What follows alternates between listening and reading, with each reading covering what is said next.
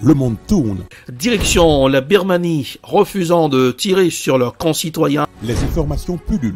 Tout de suite, voici les informations. C'est le moment d'ouvrir la page internationale avec Erlich Dorelas depuis Boston, Massachusetts.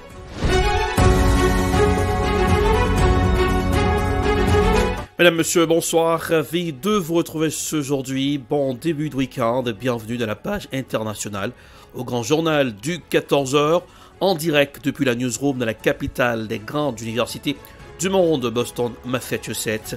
Erlich Dorelas pour la présentation, à Jacques Mel pour présenter ce grand journal, Joël François et Smith Jean-Julien.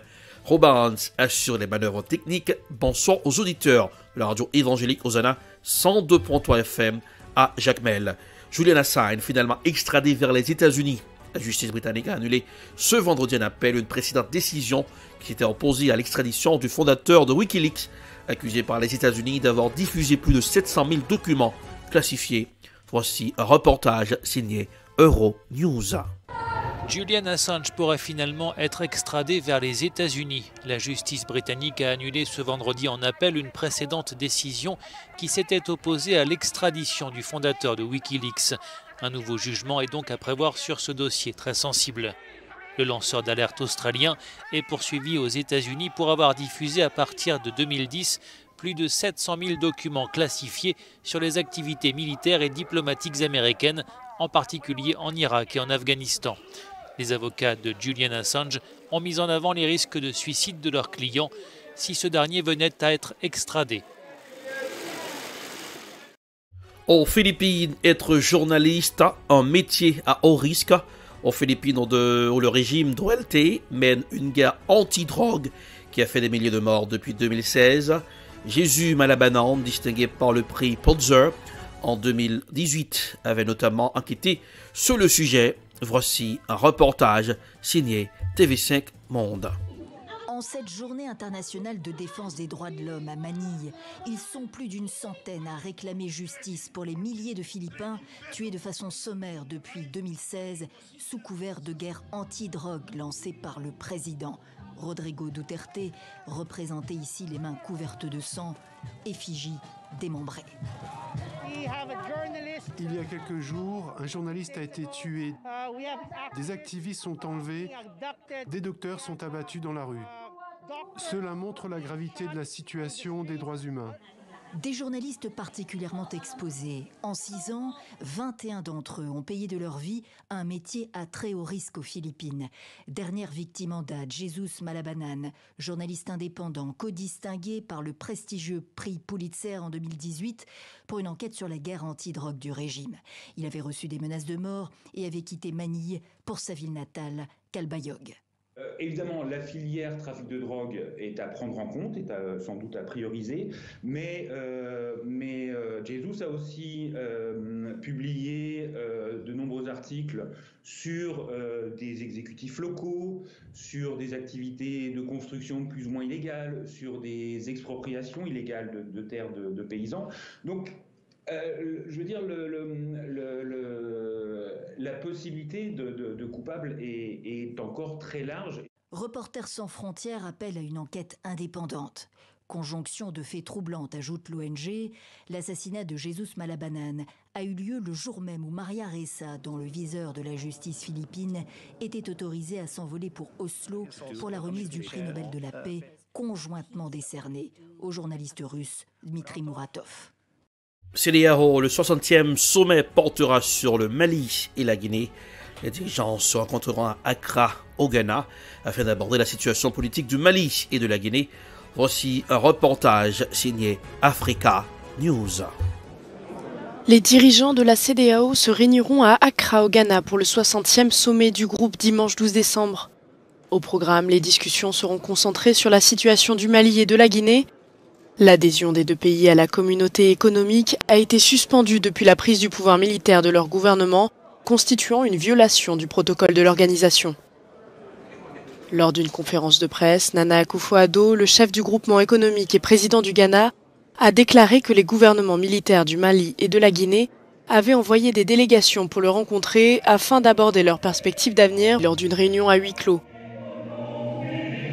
Le ministre des Affaires étrangères malien en a profité pour demander la compréhension et l'accompagnement de l'organisation afin de trouver une solution à la situation malienne. En Guinée, l'annonce d'une échéance à la période de transition politique se fait attendre. Face à cette interrogation, la CEDEAO pourrait choisir d'étendre l'interdiction de voyager des dirigeants à l'ensemble de l'équipe gouvernementale.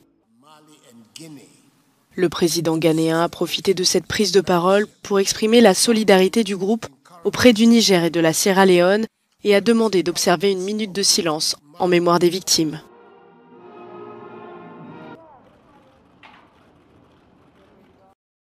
En France, la ministre de la Culture, Roselyne Bachelot, a annoncé vendredi la prochaine ouverture des archives sur les enquêtes judiciaires de la guerre d'Algérie 1954-1962. En mars, Emmanuel Macron avait déjà décidé de faciliter l'accès aux archives, classifiées de plus de 50 ans couvrant la période du conflit. Voici un reportage signé France 24. C'est un pas de plus vers la réconciliation mémorielle entre la France et l'Algérie. Paris vient d'annoncer l'ouverture de ses archives sur les enquêtes judiciaires liées à la guerre d'Algérie, qui a opposé le gouvernement français aux indépendantistes algériens entre 1954 et 1962. Il faut avoir le courage de regarder la vérité historique en face. J'ouvre avec 15 ans d'avance les archives sur les enquêtes judiciaires de gendarmerie et de police qui ont rapport avec la guerre d'Algérie. En France, les archives nationales sont généralement déclassifiées 75 ans après les faits. Mais depuis quelques années, Paris tente de donner un coup d'accélérateur au travail de mémoire envers Alger. En 2018, Emmanuel Macron a reconnu officiellement que l'armée française était responsable de la disparition du militant communiste Maurice Audin à Alger en 1957. Puis le 9 mars dernier, le président français s'est engagé à raccourcir les délais pour accéder aux archives classifiées. Entre-temps, une crise diplomatique a éclaté entre les deux pays. Le 2 octobre, Emmanuel Macron a déclenché la colère d'Alger en déclarant dans le journal Le Monde que les Algériens entretenaient une rente mémorielle autour de la guerre d'indépendance de l'Algérie. Depuis, les autorités françaises tentent d'apaiser les tensions. Au-delà des blessures du passé que nous devons regarder en face, au-delà des malentendus qu'il nous revient de dépasser, je souhaite que nos deux pays reprennent ensemble la voie d'une relation apaisée et puissent regarder vers l'avenir. Près de 60 ans après la fin de la guerre, les relations entre les deux pays restent compliquées. La France multiplie les gestes symboliques, mais exclut toujours de présenter ses excuses à l'Algérie. Aux États-Unis, une association de médecins luttant pour la transparence en matière de santé publique avait déposé un recours pour demander la publication complète des données ayant mené à l'agence américaine des médicaments FDA a validé le vaccin anti-Covid de Pfizer.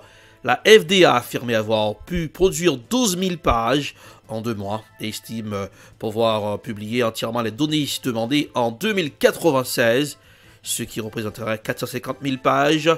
Voici un décryptage signé la RT. On vous parlait il y a peu de cette procédure qui voit s'opposer aux États-Unis des plaignants qui se présentent comme un groupe qui lutte pour la transparence en matière de santé publique, et la FDA, l'agence américaine des médicaments. Eh bien, un tribunal avait demandé aux deux parties d'exposer brièvement par écrit leurs arguments avant une audition. On rappelle que les plaignants demandent la publication complète des données ayant mené la FDA à valider complètement le vaccin Pfizer aux États-Unis. Et l'agence, elle, dit avoir pu produire 12 000 pages en 2 mois sur des sujets demandés spécifiquement par les plaignants. Et pour le reste, elle demande du temps, beaucoup de temps, puisqu'elle estime à 451 000 pages les données complètes autour du vaccin Pfizer, avec un rythme de diffusion de 500 pages par mois. Cela voudrait dire que l'intégralité de ces données seraient publiées en 2096. C'est encore plus loin que ce qui avait été initialement prévu par les plaignants. Écoutez la réaction de leur avocat. La FDA ne conteste pas le fait de produire ces documents. À la place, elle propose de le faire à un rythme si lent que les documents ne seront pas entièrement publiés avant que presque tous les scientifiques, les avocats et la plupart des Américains ayant reçu le vaccin Pfizer ne soient morts de vieillesse. La FDA dit manquer de ressources, notamment humaines, pour mener la relecture et la publication de ces documents. Et du côté des plaignants, on pointe la différence de temps entre celui nécessaire pour la validation du vaccin Pfizer et celui réclamé par l'Agence américaine des médicaments pour publier l'intégralité des documents. Une audition, en tout cas, est prévue dans le courant de la semaine prochaine dans ce tribunal américain. C'est la fin de la page internationale au grand journal du 14h pour aujourd'hui. Dernier numéro pour cette semaine. Présentation Erlich Dorelas. Production Ed Prod. Réalisation Télébeltor pour le compte de la radio évangélique Hosanna. 102.3 FM à Jacmel. Coup d'œil sur la température pour aujourd'hui. Boston 43 degrés Fahrenheit. 6 degrés Celsius. À Jacmel 86 degrés Fahrenheit. 30 degrés Celsius. Bonsoir Jonel, bonsoir Smith Jean-Julien, bonsoir Rubens, bonsoir aux auditeurs de la radio évangélique Hosanna, 102.3 FM à Jacmel. Passez un excellent week-end en compagnie de la radio. Bonsoir, à lundi.